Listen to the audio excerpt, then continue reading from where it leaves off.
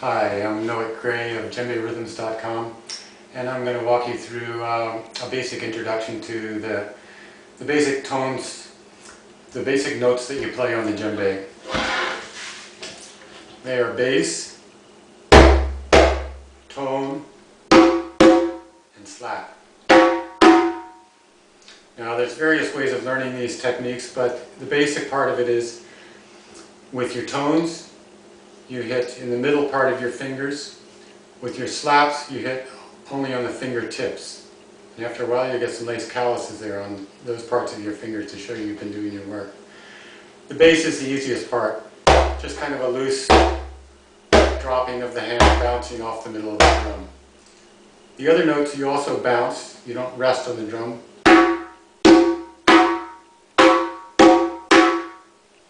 And you should hit the drum roughly even with your knuckles over the edge of the rim.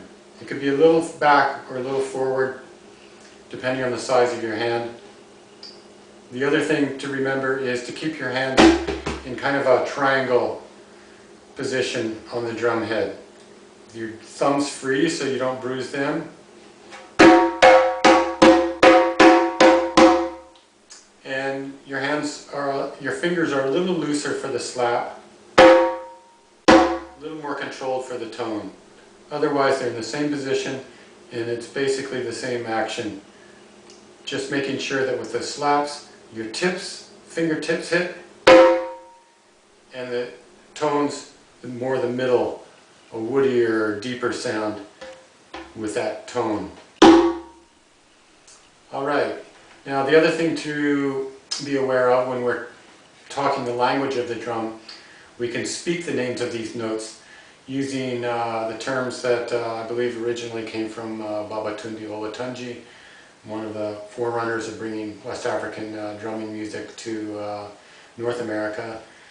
And those were the sounds gundun, godo, pata. That's basically it. That's the essential vocabulary for the language of the djembe. So let's try those notes a little bit more for practice. Gundun, godo, pata. Gundun, godo, pata. You can roll that over.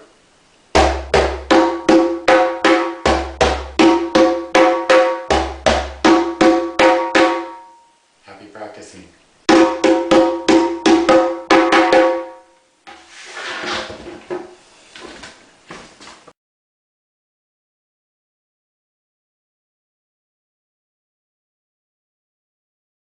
Hello, it's Noah Gray from DjembeRhythms.com, and I'm going to walk you through probably the second most common 4/4 accompaniment part for West African djembe rhythms.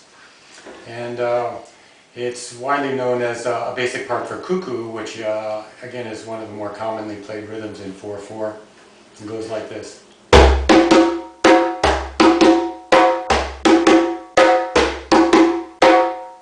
Now to make it easy to learn, to take out some of the confusion of the timing and handing, we'll break it down to simpler elements like this.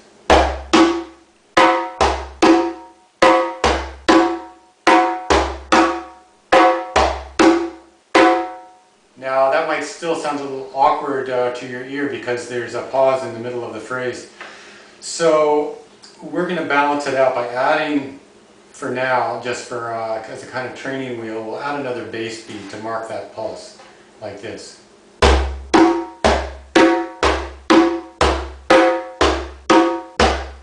Much more smooth flow.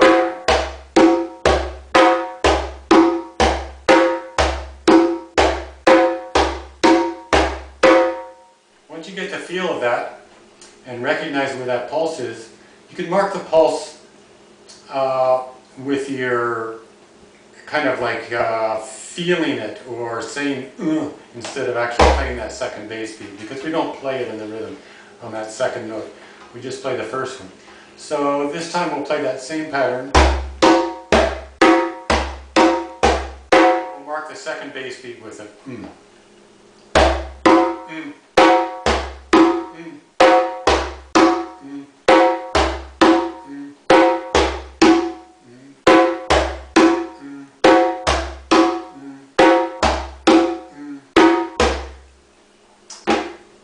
the last piece of the puzzle is to add that left hand tone to match your right hand tone. Remember, the whole pattern is remembering the feel of that sort of grunted grace note where the second bass was. It'll go like this.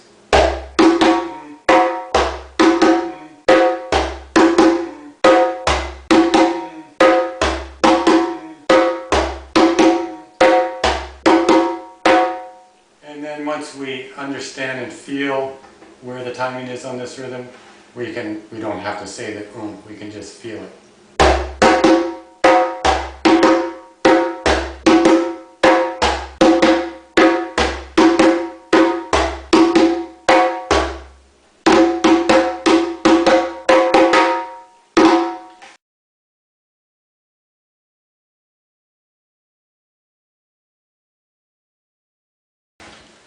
Hi there, it's Noah Gray of djemberhythms.com.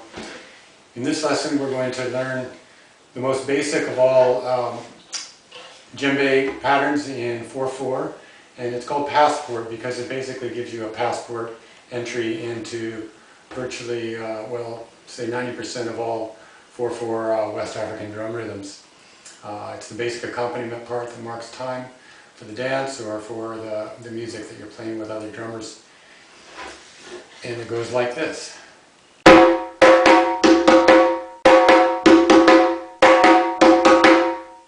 Now, it may sound easy enough, but for beginners it's often challenging to learn that part because there's different timing and different left and right hand action. So let's break it down to the simplest parts. The main point of this rhythm is to mark time with a right hand slap, like this.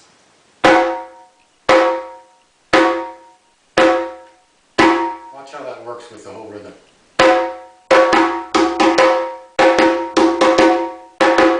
Basic.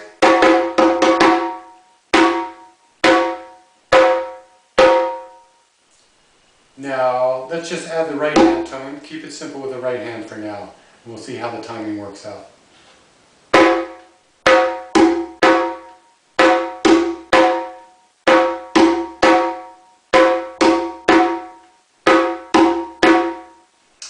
The function of the left hand is to lead in to that right hand. It's all about the right marking the beat, but the left hand gives a little more flavor. So let's start with adding the left hand slap and see if we can master that.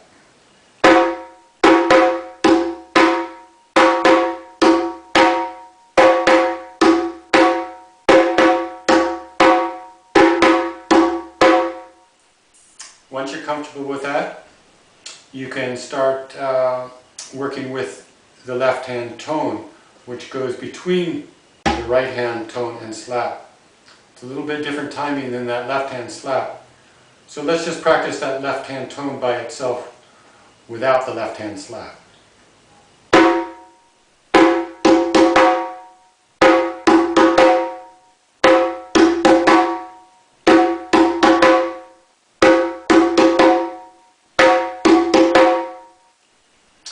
Once you become comfortable with that, we'll try to put it all together.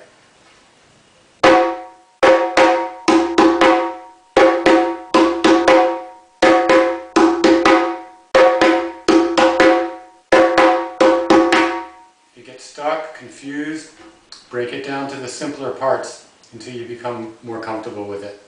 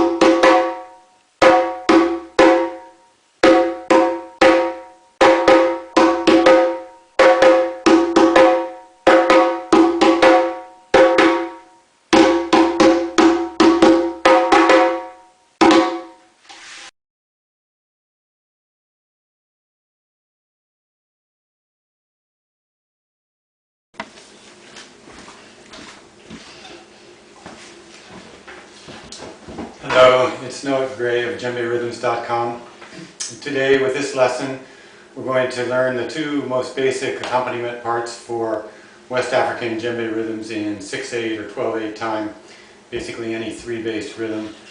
We'll use these two patterns to mark the dance pulse with slaps played by right and left hand.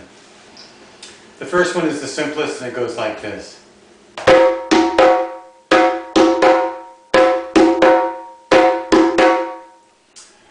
Again, what we're doing is marking the dance, marking the pulse with the right and left hand slap. It's like swimming with the drum, just alternating, easy, smooth motion.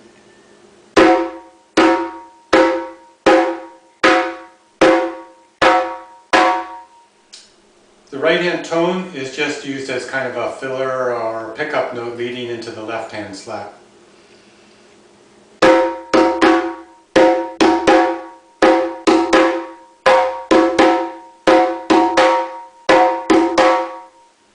That's basically it for that part. Coming off the break, it sounds like this.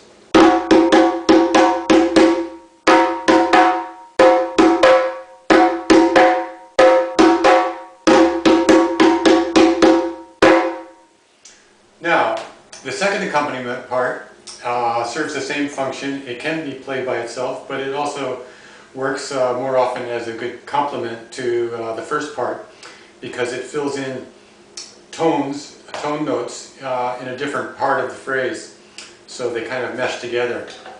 Actually, together they would sound kind of like this.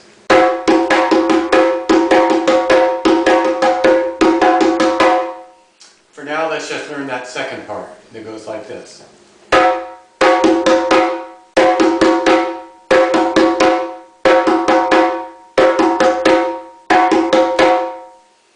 Again, it's just alternating the pulse with the right and left hand slaps.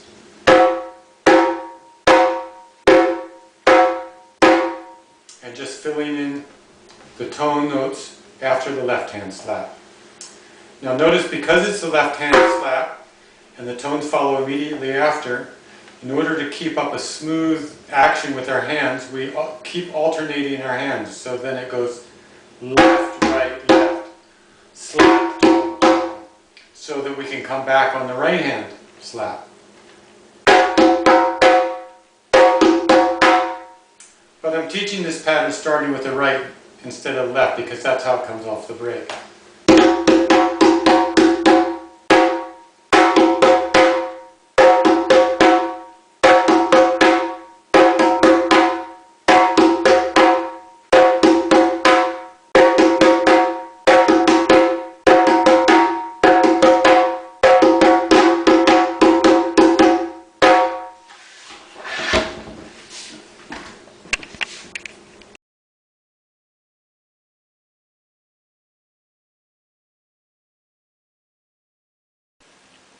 Hi there, it's Noah Gray of DjembeRhythms.com. In this lesson I'm going to show you how to do what's called a Mali weave, a simple version of Mali weave, which is a way to tighten your drum head by weaving the cord crossways through the verticals. So I'll take a close-up here. And first of all, the first thing you want to be aware of is see how the pairs of chords at the top are either together or apart. And when you're running your horizontals, you want to keep the top ones consistent as a pair, however they are. So the next one in line here, our idea will be to bring these two together the way we're doing already. Now you can go either direction, either that way or that way on your horizontals. Some people like to switch direction on every circuit, and once you get all the way around the drum they like to go back. Or you can just keep going around in a spiral fashion, going up the drum head as it gets tighter. As you can see, I'm getting near the top of what's practical for tightening this drum because I've only got room for this last horizontal here. But it's enough room to show you a couple knots and how to do it. It's quite simple. Basically, you take this free cord from your last knot, and you start by going across these next two that you identify here. Go across them,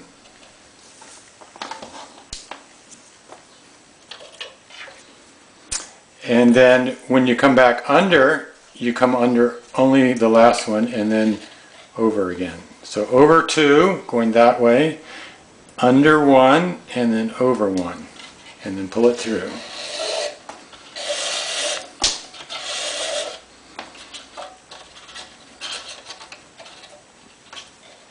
You see that? Now, to finish, we just need to go under the same two again, going forward.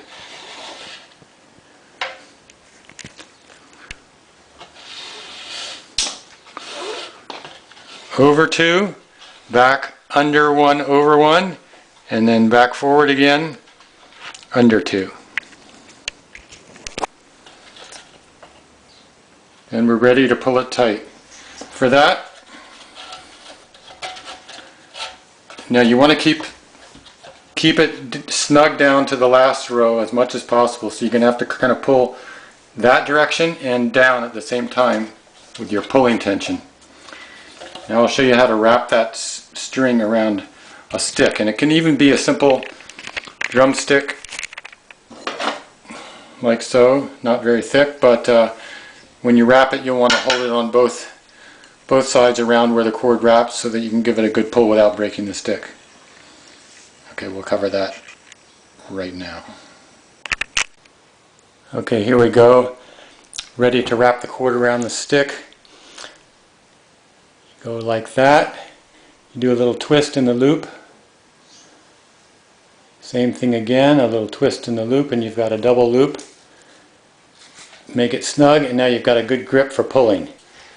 And then set up like this with your feet to give leverage, because especially at the top here, it's going to be a tight pull. So you've got to brace it and then give a good pull.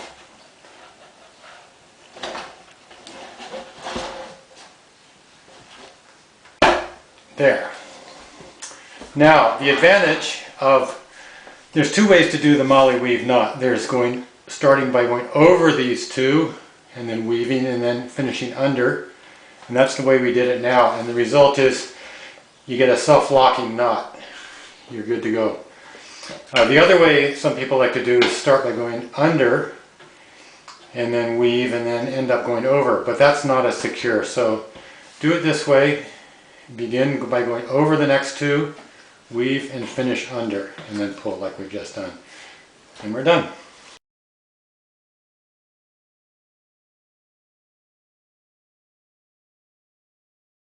Hello, it's Noah Gray of DjembeRhythms.com, and with this lesson I'm just going to show you how to set up your drum with a strap so that you can stand up and carry it, play while you're standing up. You start with a length of strapping. Now a really good one is a cotton fabric, stitched and reinforced and really sturdy and pretty cheap if you can get it from a martial arts store that often has remainders, leftover pieces. You can get two pieces, tie them together, and then you're good to go. You look for doubled up. The whole length of this should be about the same as when you're standing up, reaching the top of, reaching your hand above your head, starting with the drum on the floor. And to wrap it around yourself, it's pretty simple. It's one big loop, and you cross it to make two loops. And you start with the pieces coming off the drum straight, and then about halfway along you cross them. So you have a loop on the top, a loop on the bottom. You take the bottom loop, put it under the drum to suspend it like that. You've got your cross in the middle, and then basically you're going to duck your head through the bottom loop and then into the top loop, and your arms will come through either side. That's all there is to it. Then you stand up. Head through both, out the top, And hands through the sides. Flip that bottom loop around so you're supported on your shoulders. And then you jump suspended. Adjust.